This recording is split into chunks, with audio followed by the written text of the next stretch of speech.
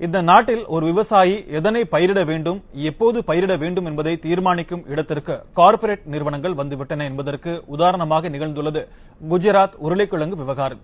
உருளைக்கிழங்கில் என்ன பிரச்சனை என்று சாதாரணமாக நினைத்துவிட வாய்ப்புண்டு. இதன் பின்னால் உள்ள சர்வதேச அரசியலை பேசுகிறது இந்த செய்தி தொகுப்பு.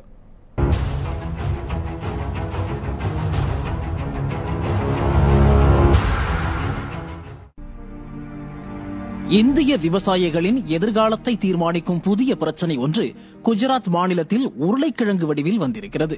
ஆம், சிறியோர் முதல் பெரியோர்கள் வரை விரும்பி சுவைக்கும் வேதியியல் கலவையான லேஸ் சிப்ஸ் தயாரிப்பதற்காக பயன்படுத்தப்படும் FL2027 என்ற உருளைக்கிழங்கு ரகத்தை விளைவித்தது குற்றம் என்று குஜராத் விவசாயிகள் மீது புகார் கூறியுள்ளது பெப்சிகோ நிறுவனம்.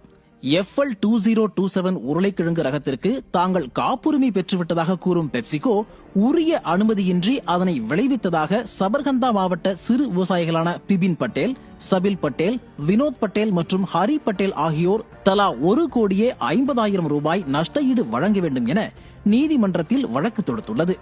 இதனை அறிந்து அதிர்ச்சியடைந்த விவசாயிகள் தங்களின் பாரம்பரிய விதை பரிமாற்ற முறையை பன்னாட்டு நிறுவனம் அழிக்க முயற்சிப்பதாக வேதனை தெரிவிக்கின்றனர்.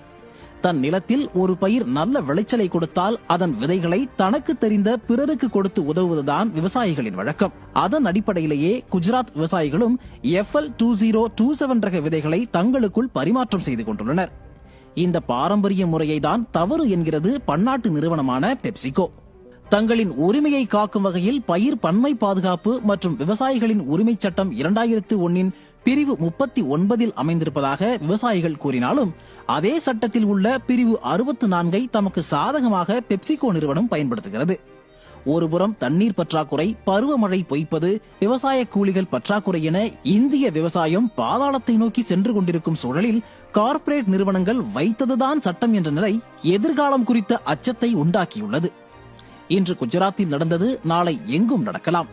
அதற்கு முன் இந்திய விவசாயிகள் விழித்துக் கொள்ள வேண்டிய நேரம் இது.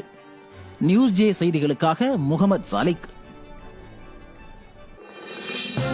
இது போன்ற முக்கிய வீடியோக்களை உடனுக்குடன் தெரிந்து கொள்ள நியூஸ் ஜே யூடியூப் சேனலை சப்ஸ்கிரைப் செய்யுங்கள்.